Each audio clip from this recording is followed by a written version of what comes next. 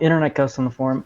Please tell me why Samsung is not great for someone who cares about digital privacy. I know that iPhone is generally good, Android is best with a privacy-focused custom ROM, and otherwise a Pixel is the next best choice. However, Samsung has lots of neat customization features that have me rethinking my Pixel. I know at the end of the day this is a trade-off and threat model decision. Please remind me why Samsung has a poor reputation for respecting privacy so that I can stop being distracted by all the shiny features. Samsung doesn't have a great track record when it comes to just like maintaining their devices over time. And they have been getting better at that. They've been committing to longer update periods and like more regular updates, and that's something that they've been doing across all of their phones, but it's really only the flagships that are getting like monthly updates like a Pixel would. Otherwise, pretty much all of their lower tier phones get like even quarterly or like have every 6 months updates, that kind of thing. So even though they have an update commitment, a lot of them can lag behind because they don't commit to monthly updates on every single one of their devices. So that's something to look into.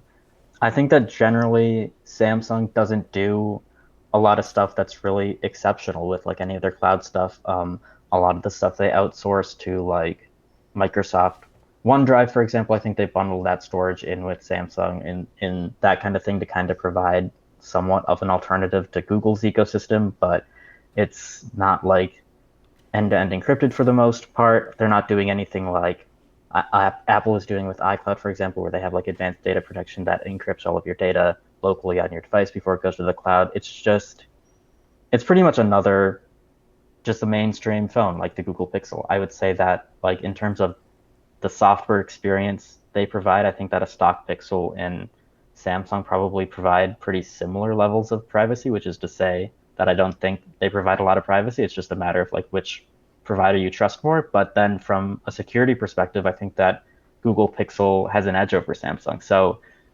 when there's really no difference between those two, and you can get a much more secure device from Google, I think that that's usually the better option for most people.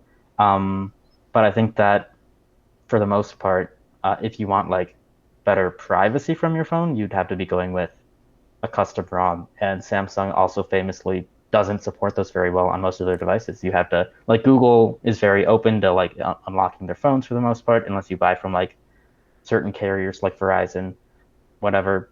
But in a lot of cases, Samsung devices can't be unlocked at all, or if they can, like the custom ROM scene isn't super big, and you don't have a lot of options. So yeah, it's just Samsung phones are just a lot more limiting than the Google Pixel in a lot of ways. So there's really no compelling reason to get it in my eyes. I don't think, from a privacy perspective, anyways.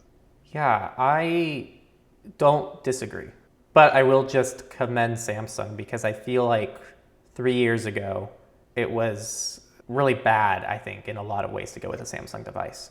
And now I think the fact that we can say, yeah, in actually a lot of areas, it's not too far off from a Pixel is actually a big improvement for them. So I do want to at least commend Samsung for making some nice changes, especially with security updates, because it used to be atrocious like 2 to 3 years. But I actually think Samsung hit 5 years, I think, before the Pixels did, I think is what Samsung committed to. So they have made some nice changes. My biggest issue with Samsung myself is actually the fact that it's just the way Android works. When you use a Samsung device, you're still going to have Google software on your phone. But now you're going to have a whole new layer of Samsung software on top of it. So for me, it's now two parties that you're kind of trusting with not only your privacy, but also your security. And if you dig, I live streaming right now, there's too much going on, but we've covered in surveillance support multiple instances where one or two Samsung apps either weren't properly implemented and they were leaking your data, or there's actually been situations where I think some user data from Samsung devices from some of their apps was being leaked to either third parties or just Samsung itself. So it's just something to keep in mind. There's always going to be an additional party to trust on a Samsung device compared to a Pixel.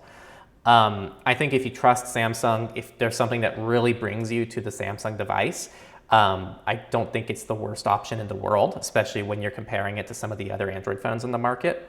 But yeah, I overall very much agree with Jonah. Anyone in my personal life, if they ask me what phone to buy, it really, again, for the average person, it's either an iPhone or a Pixel. And most people pick the iPhone because they already use iOS, because here in the US, most people use iPhones. And the people who do want to change up, I normally push them to a Pixel.